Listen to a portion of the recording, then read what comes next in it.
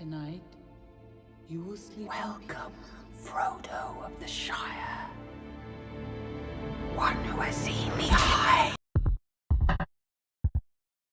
I wasn't expecting much when going into the season finale for The Rings of Power. It had already proven to be a terrible fantasy show on top of a botched adaptation of Tolkien's work since episode 1. Things just got dumber and more nonsensical across each episode, and by this point, I had already given up any notion of this show actually becoming good, and was just curious to see if this train wreck would actually be worth watching once it finally reached its conclusion. Well, I can confidently say that for a story as boring, dragged out, poorly developed, and contradictory to itself along with the story it's supposed to be based on like Rings of Power, this is a fitting finale. This is definitely one of the most flat and unsatisfying season finales to a TV show I've ever seen. And this is coming from somebody who's endured all of Batwoman and the latest seasons of Dexter and Game of Thrones. If that didn't sound bad enough, the dwarf plotline, the only semi-interesting aspect of this entire show, is completely absent from this episode. I get that their scenes in the last episode are meant to be our epic cliffhanger for season 2, what with the Balrog and Disa becoming Emperor Palpatine, but it only serves to show how disposable most of the plotlines in this series are, when just removing one has little to no impact on the overarching story, and you could sum up everything that happens in 3 sentences or less. Honestly, you could do that with all the storylines in this episode, but as you can tell from the title, I don't want to just review it, but also give a general overview of my thoughts for this entire season. There's been a popular defense going around for Rings of Power that even great shows have lackluster first seasons, so it's unfair for critics like me to be so hard on it. In fact, they go on to claim even great shows don't get good until the 2nd or 3rd season, so we shouldn't count out Rings of Power just yet. Well, I'm willing to test that theory by comparing various aspects of Rings of Power to other good shows that didn't start off with a great first impression, and really see if this defense has any merit at all. I'll save most of my points until the end, so anyone just looking for a good old-fashioned review won't think I'm getting too off-topic. It's time to put this travesty to rest, at least for 2 more years. Let's dive right in.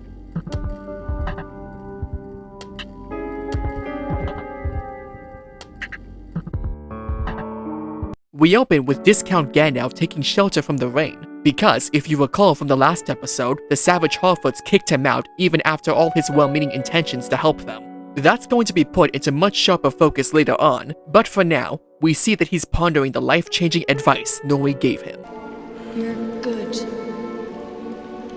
I glued my head to my shoulder. The big issue here is that this soul-searching conflict has no weight because Discount Gandalf is so poorly defined as a character, and outside of unintentionally breaking Nori's father's foot, he hasn't done a single morally questionable action that justifies it.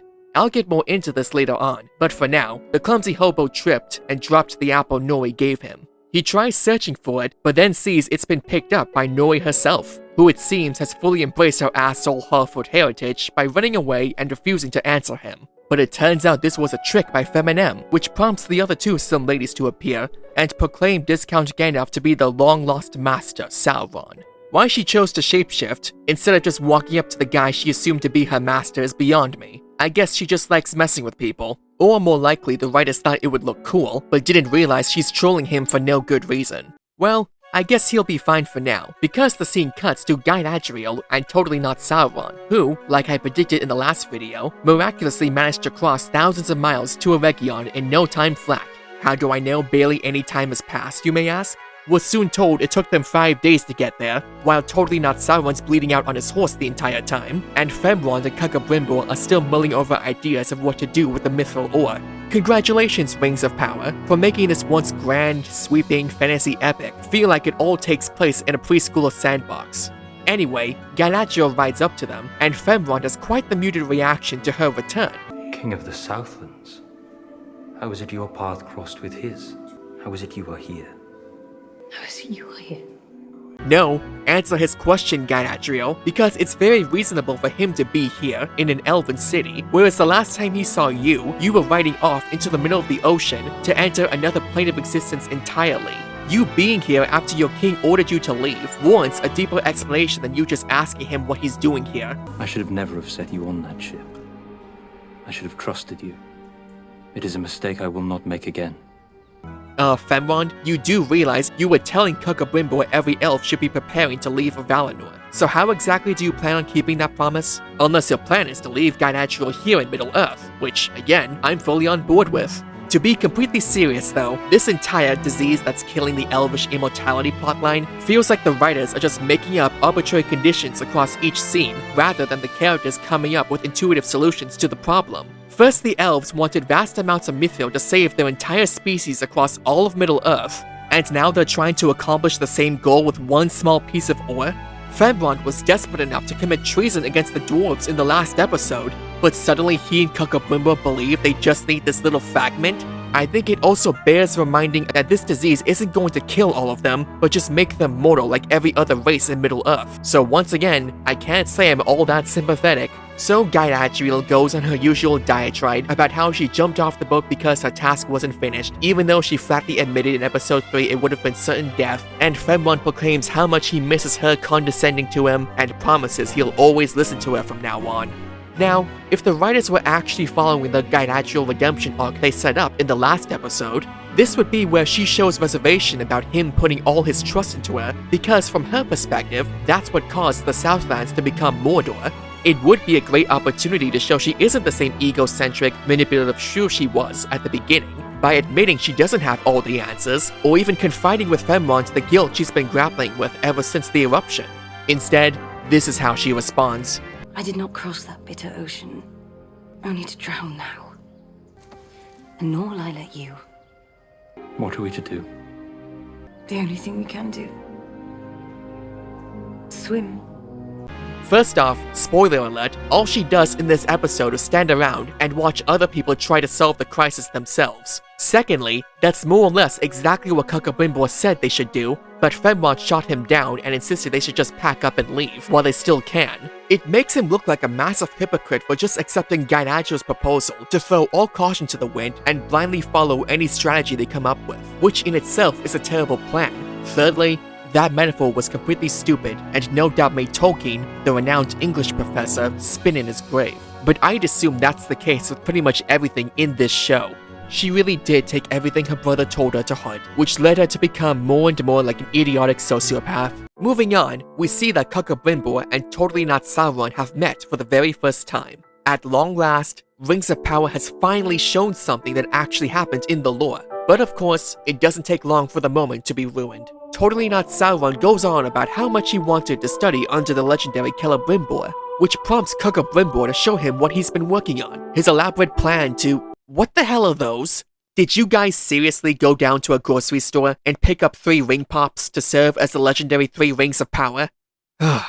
Anyway, Celebrimbor's frustrated because he's trying to figure out how to use this little piece of ore to create something that supposedly will help every elf in Middle-earth. And then Totally Not Sauron puts forward a crazy idea this renowned blacksmith never thought of. Where I came up, precious metals were scarce as hen's teeth. So we learned to combine them. I've seen a trace of nickel added to iron to make a blade lighter and stronger. Yes, you heard that right. Celebrimbor, a literal legendary craftsman, has to be reminded about how alloys can be used to strengthen or expand existing metals. Something I learned in my first day when I took a metal workshop class in college. I can't stress just how degrading this is to the Celebrimbor Tolkien described in his books, and the way he was portrayed in the Shadow of Mordor games.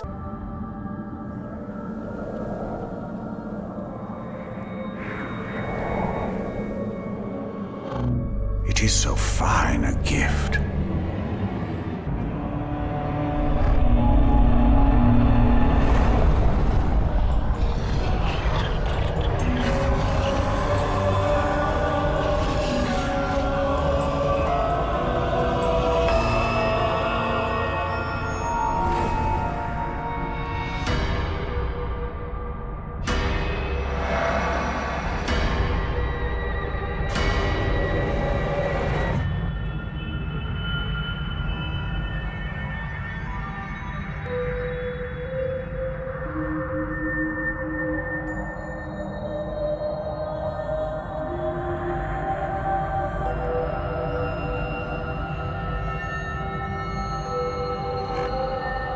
Only you could accomplish such art, Celebrimbor.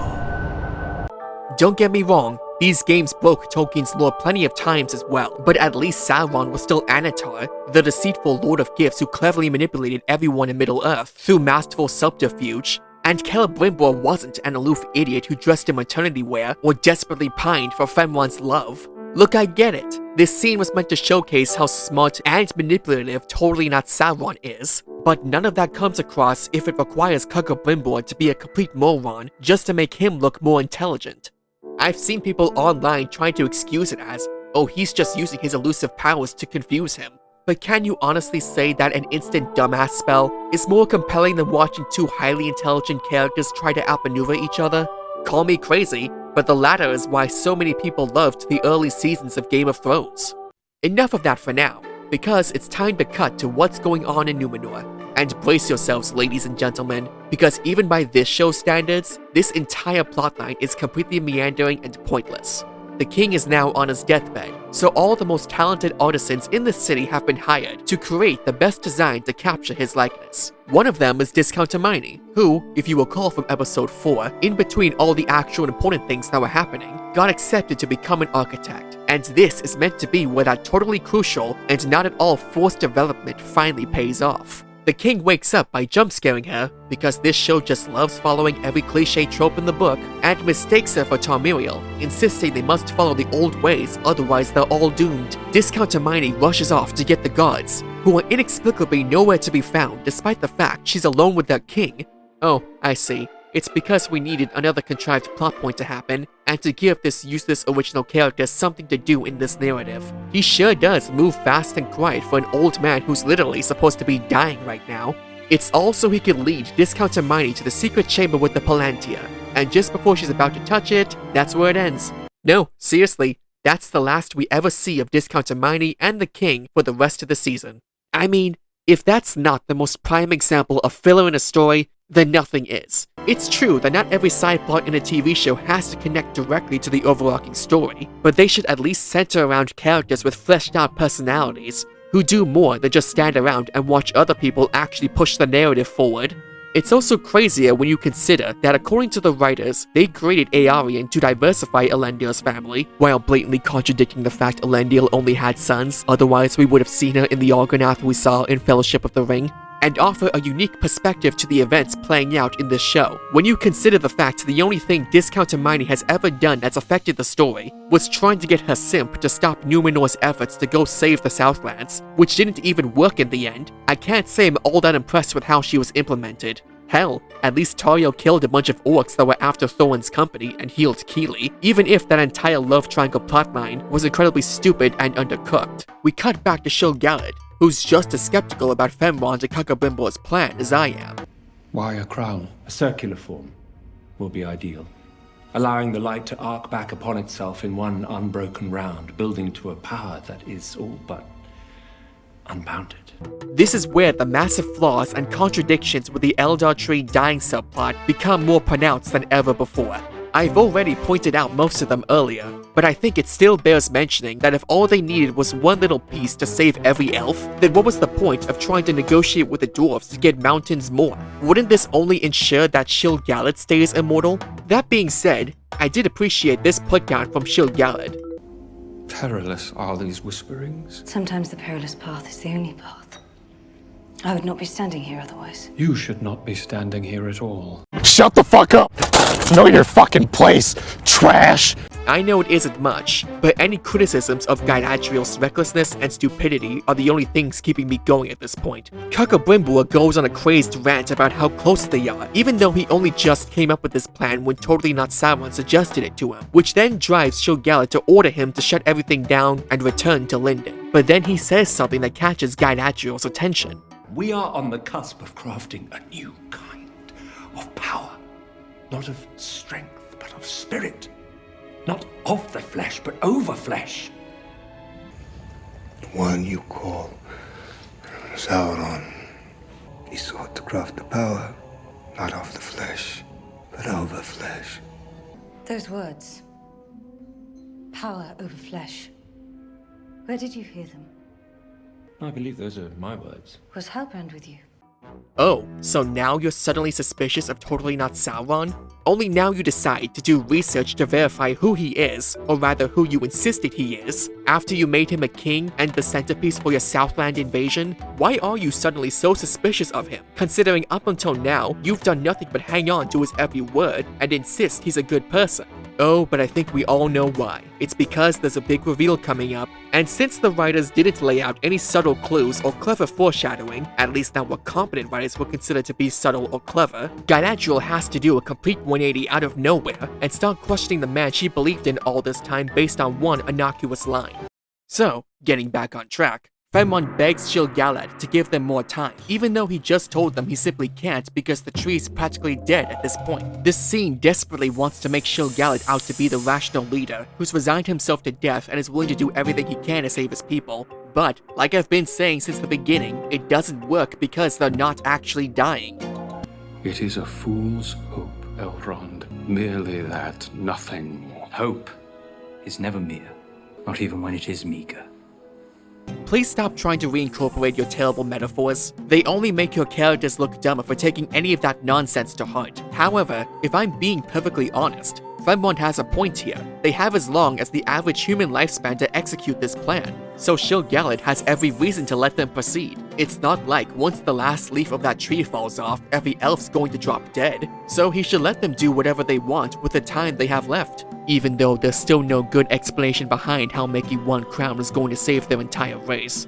So Celebrimbor and Fenwon get to work with only 3 weeks as their deadline. Meanwhile, Galadriel, an also integral contributor to this plan, is just hanging around on the sidelines watching them, while also gathering a complete genealogy of the Southland kings. Something she should have done all the way back since episode 3, when she was gathering information about the Southlands at Numenor's library.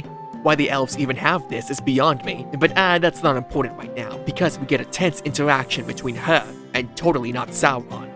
Celebrimbor will find a way. I'm certain of it. All of a sudden, the two of you seem quite familiar. I'm just offering whatever humble aid I can. Ah, get it?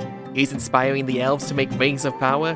How they're supposed to stop the Elder Tree from dying is still yet to be explained, but then we get an interesting line from Halbrand here. Thank you, Galadriel, for saving my life. As you saved mine. No, you've done far more than that for me. You believed in me. You pushed me to heights that no one else could have. I will never forget that. And I'll see to it that no one else does either. I'm not being sarcastic this time. This does become important later on, and puts into question everything he's done up to this point. Now we cut back to Feminem and the Slim Ladies, telling Discount Gandalf once they take him back to the home country of Rhûn out in the east, he'll learn how to use his magic for evil, because these dumb broads still think he's Sauron. Call me crazy, but if they know so much about Sauron, then shouldn't they also know about his plan to turn the Southlands into Mordor, and therefore conclude Discount Gandalf isn't Sauron since he clearly had nothing to do with the eruption or the gathering of the orcs? I don't get how the audience is meant to see them as these intimidating, all-powerful witches, when they clearly don't know someone else has already created Mordor, and their master plan is to take this dirty, confused hobo with the mental capacity of Lenny from Of Mice and Men and turn him into their new Dark Lord. I'm just saying, if these characters actually took the time to think things through rationally, instead of jumping to wild conclusions based on incredibly thin evidence, they could avoid most of the pointless melodrama in this show. Discount Gandalf starts throwing another temper tantrum due to his magic, so Feminem puts him to sleep. This is where Nori and the other Harfoots catch up to them, and they decide their best course of action is to ambush them because it's 4 against 2. Normally, I'd go into detail about how insanely stupid that strategy is, but since we're watching twisted barbaric savages going up against dumb witches who fail to eradicate the most evil race in all of Middle-earth, I can't say I'm all that invested in who lives or dies here. They draw away the witches from Discount Gandalf by using a whistle, which miraculously works because I guess they operate on Metal Gear Solid AI like the orcs in episode 4. Now that they've both abandoned the guy they've spent weeks trying to hunt down, Nori, Poppy, and Sadok rush in to untie Discount Gandalf. Nori's mother was crawling away from the other witches only to stumble upon Discount Gandalf. Hey! Okay, so Feminem knew they were there the whole time? So why didn't she just teleport behind her like last time and actually kill her? Why go through the elaborate ruse of letting the other Slim Ladies tie you up so they rescue you if you could just kill all of them in a few seconds? I didn't think Easterling witches were such massive trolls. Also, did they really just leave Discount Gandalf out in the woods, completely unprotected?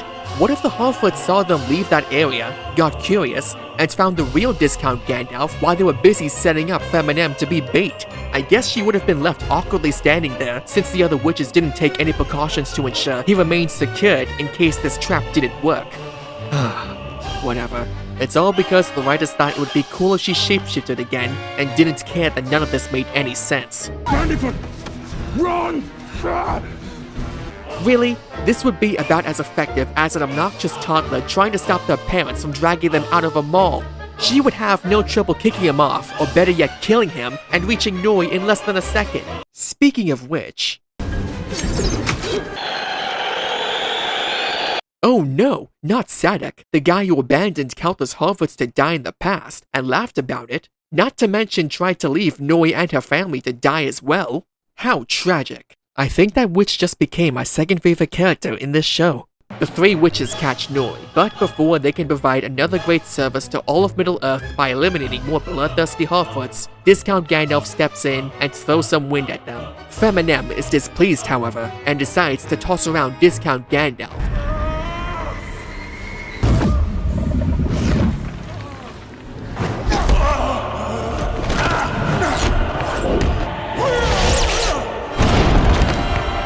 Nori's mother has been cornered by another slim lady, but then Sadek jumps in out of nowhere and decides, you know, the best way to stop this witch is to just stab her in the foot instead of, oh, I don't know, any other vital area within reach, like her damn chest perhaps? I don't see how I'm supposed to be invested in this fight when every character is either an amoral asshole or a plank of wood, and they're all too stupid to do anything that would tip the scales in their favor. Merry and Pippin may not have been the sharpest hobbits starting out, but they at least knew to stab a troll in the neck instead of giving it a splinter. So Feminem's about to finish off Discount Gandalf. I guess they don't care they think he's Sauron anymore. But then comes face to face with her greatest weakness.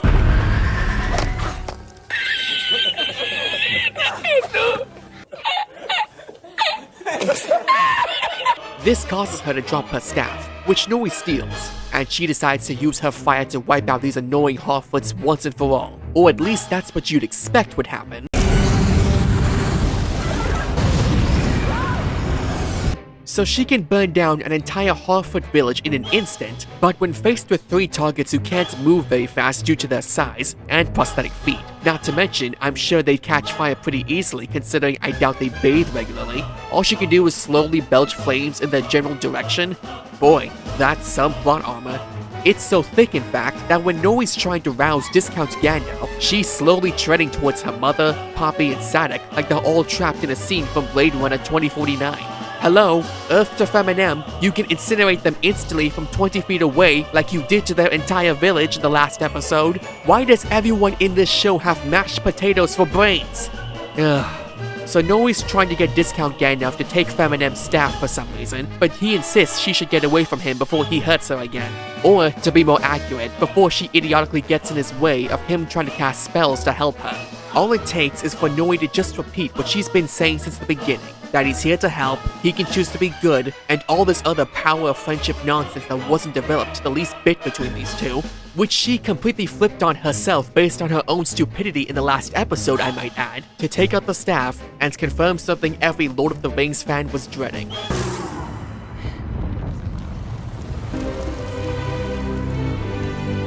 Shadow you came. To Shadow I bid you return. I am the servant of the secret fire, wielder of the flame of Arnor.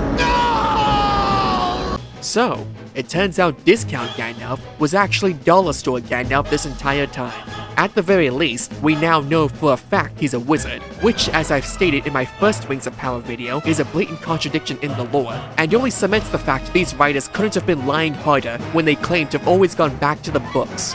Just in case you thought all of that wasn't idiotic enough, here's how Dollar Store Gandalf reaches the end of his supposed arc. He is not Sauron, he is I'm good. What a goof!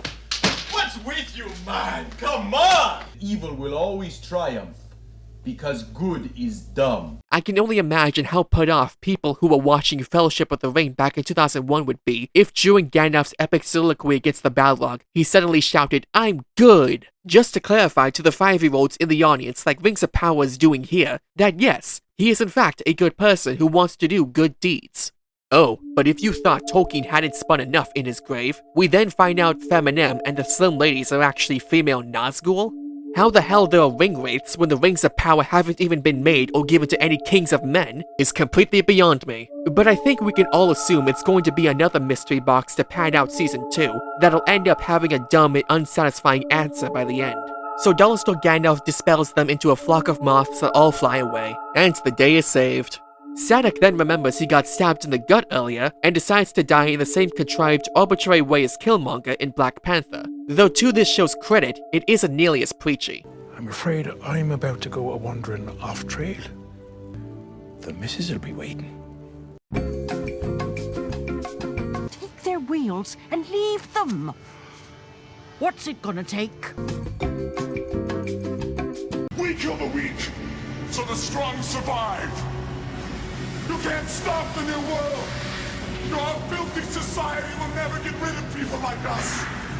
It's breeding them. We are the future. No. Your history.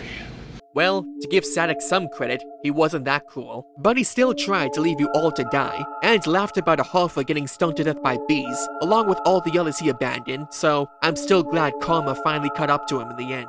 As the sun rises, we cut back to Elendil sailing to Numenor with the others. Tarmiriel's getting the hang of her blindness by counting each step it takes to traverse the ship's hold, so I guess that's some character development. You're doing well. Patronize me like that again, Captain. I'll have your ship. Oh, never mind. She's still a condescending egotist as always. She asks if something's bothering him besides his missing son, since this show is still trying to pretend Isildur's dead, but then Elendil decides to explain why he saved Galadriel. You once asked me why I pulled Galadriel from the sea. I could have left her there. Could have refused to follow her to Middle-earth.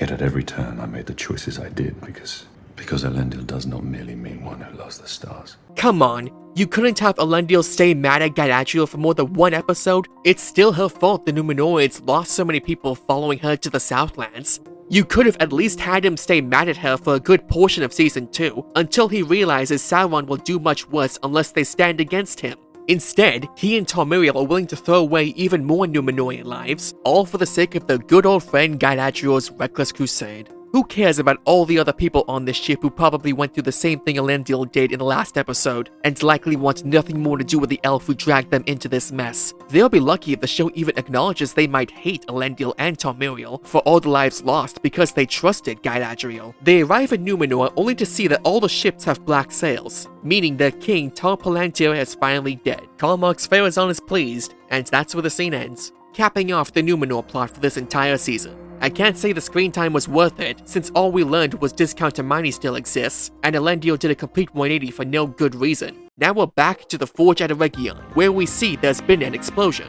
Galadriel asks Celebrimbor what happened, and he reveals the Mythos are apparently too proud to be smelted with other ores. Totally Not Sauron suggests they should try coaxing the metals together instead, and I've completely given up trying to figure out what that even means, or how any of this will stop the Elder Tree from dying. Later on, he finds Galadriel standing by a pond and tells her they're going to make some rings instead with the little ore they have. He wants her to come see their progress, but not before he answers a question she should have asked him since episode 3. Galadriel, I'm afraid I don't... There is no king of the Southlands. The last man to bear your crest died over 1,000 years ago. I told you I found it on a dead man. I know this show's trying to play this off as some big moment, but that's exactly what he told her. She was the one who kept insisting he was the king of the Southlands without doing any research. None of this would be happening if she just believed him in the first place, and didn't assume carrying the pouch automatically made him the lost king. Then the show blatantly contradicts itself. No, on the raft, you saved me. On the raft, you saved me. No, you saved her. That was the whole reason she started trusting you. Unless he's implying Elendil wouldn't have saved him if she wasn't there. You convinced Miriel to save the men of Middle-earth. You convinced her. I wanted to remain in Numenor. You left out the part where you were angry at her for not leaving you in peace, and the fact she had to persuade you to join her cause. Maybe you could argue he was pretending the whole time, but that doesn't explain the next part. You fought beside me. Against your enemy. And mine. Tarmiriel was about to call the whole thing off without his support. If he really wanted Adar dead, he should have been playing along from the very beginning instead of acting like Galadriel was forcing him the entire time. Did he have a contingency in place if Tarmiriel just said screw it, called the whole thing off, and ordered his immediate trial and possible execution? You can't have Totally Not Sauron act like he was never their ally, when his entire plan depended on him openly cooperating with them. He could have ulterior motives, sure, like Galadriel clearly did, but the show's trying to play it off like he never did anything to help anyone at all, which just isn't true. But at last, the moment is here, and the truth about Totally Not Sauron is finally revealed. Tell me your name. I have been awake since before the breaking of the first silence.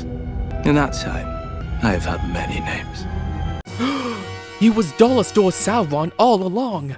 Yeah, even if I didn't already know this before the show came out, it wasn't hard to figure out between his comments about looks being deceiving, his longing gazes at forges, the supernatural strength he displayed when beating up the Númenóreans, and to be perfectly honest, he's got a serial killer look about him. I'm not sure if it's just the actor or the direction he was given, but in almost every scene, he looks more cold and detached than a Cylon poking fun at the fact they genocided most of humanity. The only way it could be less subtle is if you were carrying around a giant mace and always talked about how much he loved volcanoes.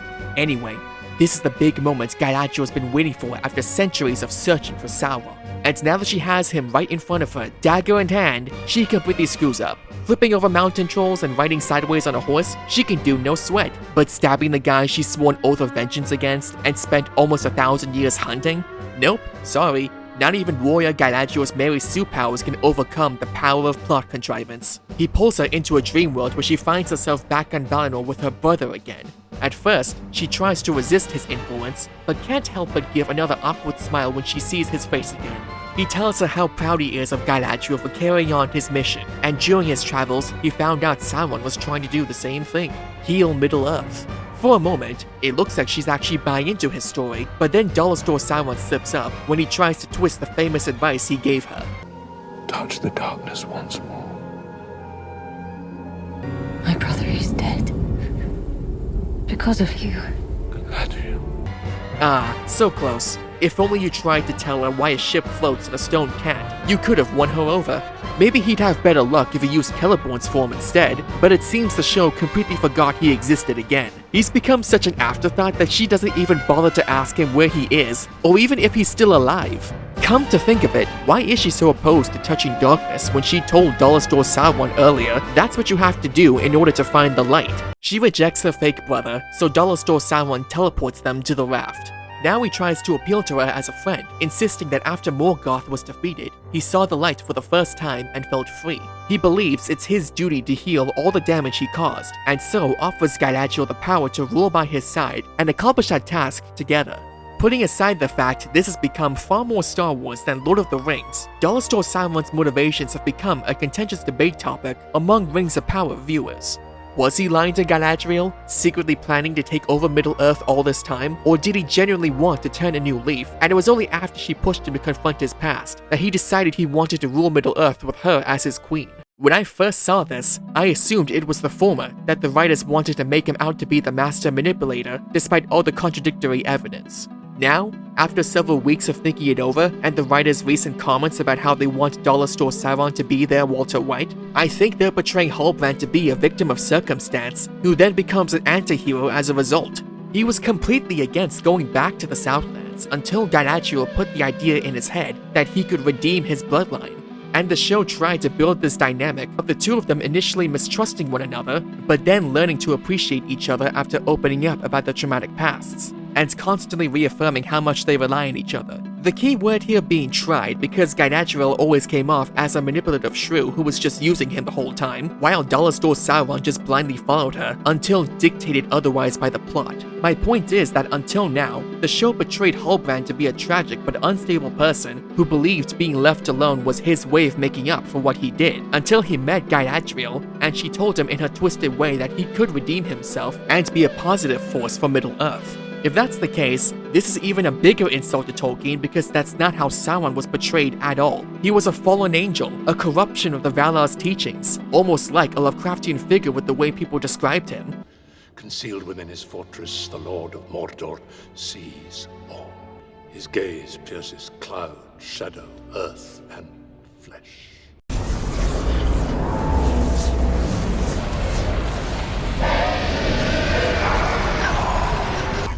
For Sauron will have dominion over all life on this earth, even unto the ending of the world. I know there are people out there who believe adding all these morally grey layers to Halbrand makes Sauron more complex as a villain, but having it so Galadriel's sociopathic tendencies and backwards advice be the reason he's the way he is, only degrades him as a character and as a threatening villain. It also degrades Galadriel as a character when we see Dolostor Sauron give us his context for one of the most iconic lines in all of Lord of the Rings. I alone can see your greatness. You would make me a tyrant. I would make you a queen, stronger than the foundations of the earth. In place of a Dark Lord, you would have a queen! Stronger than the foundations of the earth! Thanks, Rings of Power, for letting me know that when Galadriel was fighting off the temptation to take the ring, she was actually referring to this moment when Sauron was trying to tempt her, because they were sort of lovers, and it's her fault he became the malevolent Dark Lord because she cucked him.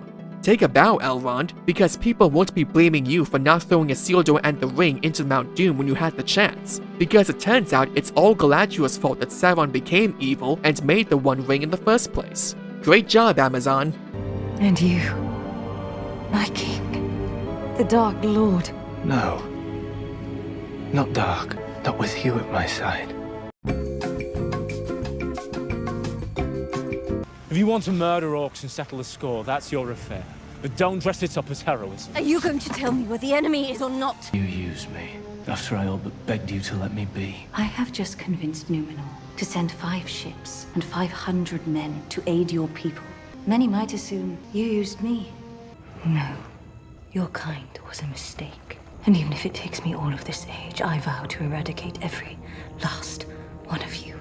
Honestly, I don't see why Galadriel would refuse him. She always acts like a power-hungry tyrant in every scene, and loves it when people follow her without question. Don't forget that Adar himself said there was plenty of darkness in her, and we all saw the lengths she was willing to go just to mess with him. But no, she'll never join him no matter how tempting the power of the dark side is, which causes Dolostor Sauron to lash out like any typical simp once he discovers he's been led on by a thought all this time. They cast you out for deigning to beg them for a few petty soldiers. What will they do when you tell them that you are my ally? When you tell them that Sauron lives because of you! And you will die because of me!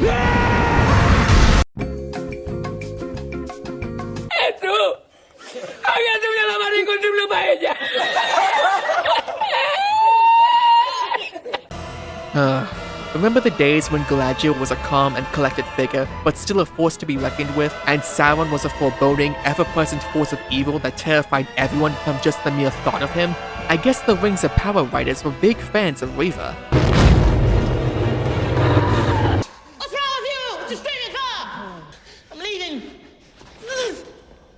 Galadriel wakes up in the river only to hold Fenmund at knife point for rescuing her. A true sociopath even to the end. She doesn't believe it's him at first, but then Fenmund repeats his backstory in order to prove his identity. Galadriel! Galadriel! What has happened? Answers question Galadriel, because as far as you know, Simpron could still be in the area. Yeah, I think I'll use that instead of Dolostor Sauron from now on. Instead, she rushes off to find Celebrimbor, and informs him Halbrand is gone, and the elves should never treat with him again. Fenmund catches up and wants to know what happened, but Galadriel gives him a shallow excuse to hide the fact she's the one responsible for the rise of the Dark Lord. What happened by that stream? You spoke to me once of a mistake, when you said you would not make again. You are making that promise very difficult to keep. Were it easy, it would not require trust. Have I mentioned how much I hate the dialogue in this show? None of these characters actually talk to each other. They just spew exposition or childish metaphors at each other in an attempt to sound profound, but it only shows the writers are completely out of their depth. Anyway, Celebrimbor's ready to make the 2 rings, but Galadriel insists it should be 3 instead. Yes, according to Rings of Power, it was Galadriel's idea for the elves to have 3 rings, in order to preserve perfect harmony, because she always knows what's best. Celebrimbor says he needs metals from Valinor in order to do it, so Galadriel gives up her brother's knife. The show tries to play this off as some pivotal moment in her supposed character arc, but it falls flat because she's just as condescending, manipulative, and sociopathic as she was at the beginning. Besides, she failed to kill Simran with that knife, so she might as well melt it down and put it to better use. We cut back to the Harfoots for the last time, and we learn that Nori's going to go with Dollar Store Gandalf to find Rune by themselves, because I guess she's become a full-blown adventurer now. We'll see how long that lasts before she gets in the way of his magic at some point and starts thinking he's evil again. The Harfoots bid her goodbye, Poppy becomes Trailfinder because Sadek's wife is illiterate on top of being a complete cow, and we get one more insult to all the dead Harfoots they abandoned for the road. Nobody goes off trail!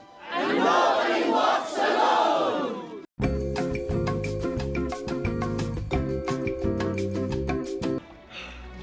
I made a promise, Mr. Frodo. Don't you leave him, Samwise Gamgee, and I don't mean to. You know, karma did come for these savages before. I have to believe it'll be back at some point and finish the job properly. So Nori and Dollar Store Gandalf are ready to leave, but not before he drops this infuriating line. When in doubt, Eleanor Brandyfoot, always follow your nose. Silence! Keep your forked tongue behind your teeth. So we're back with Fenrond, who's discovered the lineage of Southland Kings Galadriel dropped. He puts 2 and 2 together and goes to confront Galadriel over her lapse in judgment over Simran, but is put off when we finally get a good look at the 3 elven rings in all their party store glory.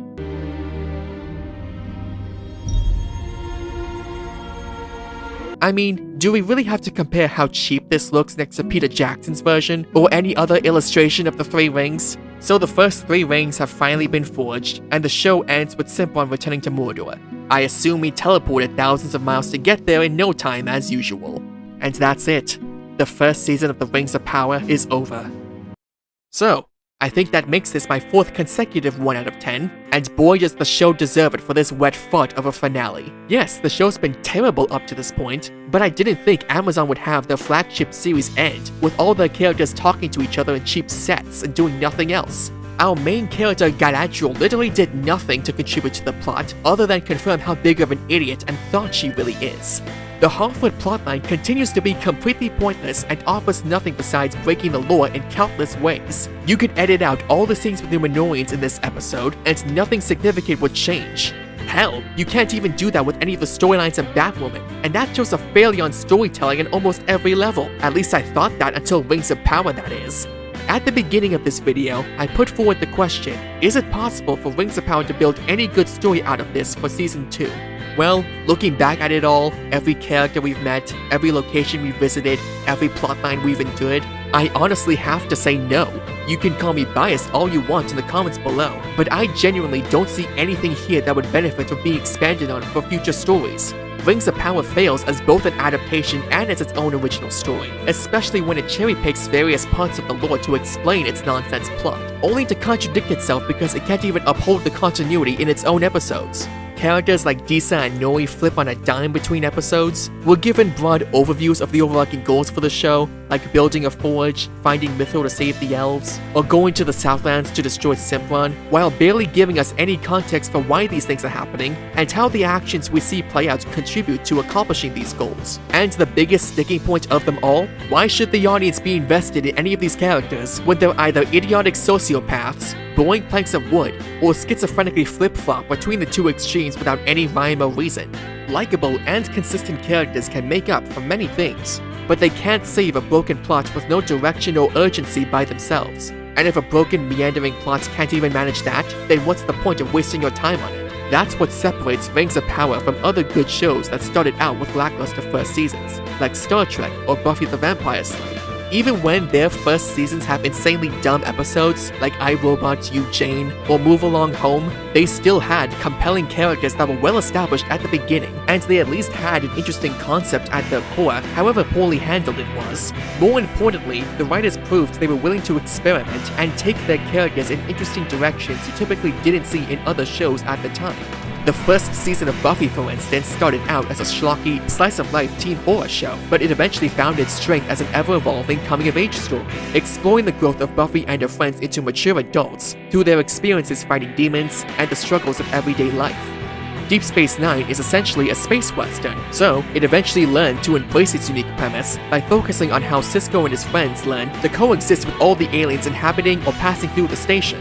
It ended up greatly expanding the mythos of Star Trek by exploring many of these cultures in great depth, while also offering insightful critiques into Starfleet and other well-established groups, making them more complex and believable as a result.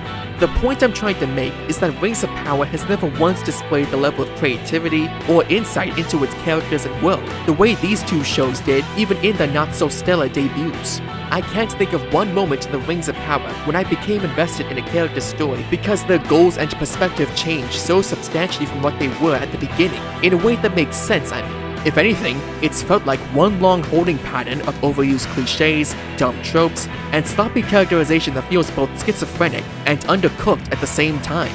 As for Buffy and DS9, well, see for yourself. Your identity as a Slayer is revealed. It could put you and all those around you in grave danger. Well, in that case, I won't wear my button that says, "I'm a Slayer, ask me how." Giles, I'm 16 years old. I don't want to die.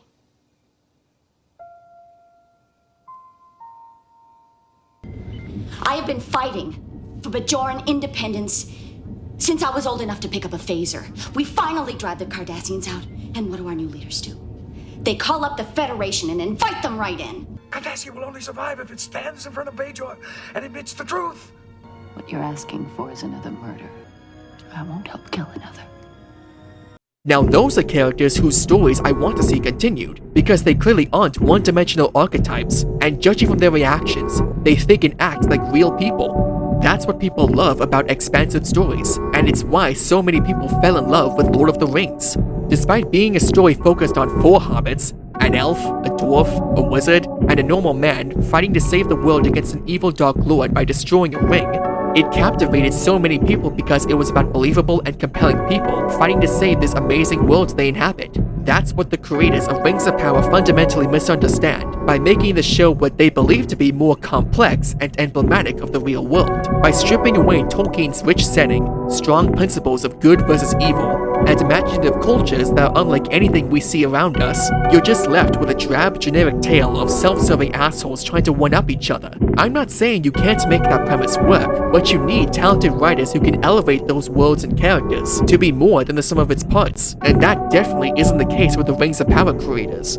Rumor has it they've already finished writing Season 2, and while I'm sure it'll probably look better and have more overt references to the source material, I very much doubt it'll be any better than this. Whatever comes next for the Rings of Power, I don't think there's any denying that its first season will go down as one of the biggest misfires in television history, and one of the worst adaptations in general. Who knows, maybe Amazon will try to correct their mistakes. They've proven to be capable of making good decisions and great content in the past, so anything's possible, I guess. All I know for sure is, they've got a lot of work ahead of them if they want to win back fans like me. Fans who are willing to stay long-term and promote their content if it's of high quality.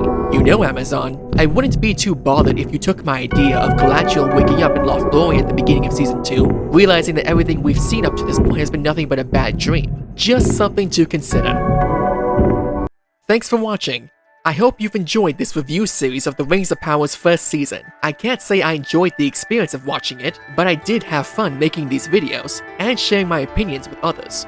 If you're interested in learning more about my general opinion on certain things, or are curious about what my next video will be about, you can follow me on Twitter through the link below. I'm still debating on what my next video will be about, but I can guarantee it'll cover some damn good entertainment. I'm the Elusive Eye. Be at peace, fellow Lord of the Rings fans.